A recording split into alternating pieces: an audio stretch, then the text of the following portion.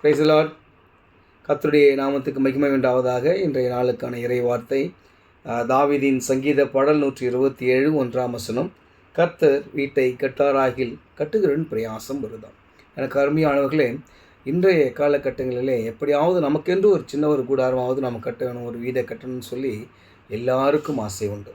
எல்லாரும் அதுக்கேற்ற பிரயாசத்தை நம்ம போடுகிறதும் உண்டு, சேமித்து வைப்பதும் உண்டு, இடம் வாங்குவதற்கான பிரயாசத்தை அலைவதும் உண்டு. பில்டர் மாதிரியான மெட்டீரியல்ஸ், மேஸ்திரி, இந்த மாதிரி எல்லாவற்றையும் சிறப்பாக பார்த்து செய்யணும்னு சொல்லி நம்முடைய ஆசைகளை நம்ம சொந்த வீட்டிலே நம்ம என்ன பண்ணுறோம், இப்படி இருக்கணுன்ற ஒரு கனவோடு இருக்கிறோம்.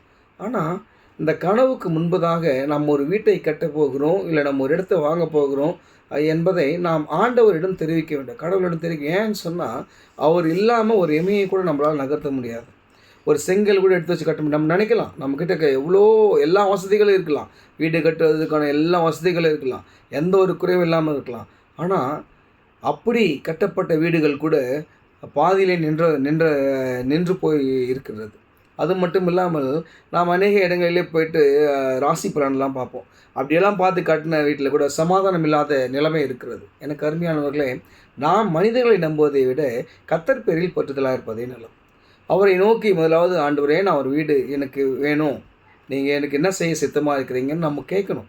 அதுதான் அழகாக சொல்கிறாங்க, கர்த்தர் வீட்டை கட்டாராகில் அதை கட்டுகிறன் பிரயாசம் இருந்தால். அவருக்கு விருப்பம் இல்லைன்னு சொன்னால் நம்ம என்ன பிரயாசப்பட்டாலும் அதெல்லாம் வீண், முடியவே முடியாது. எப்படியாவது ஒரு தடை நின்றுடும், எப்படியாவது ஒரு தடங்கள் வந்துடும்.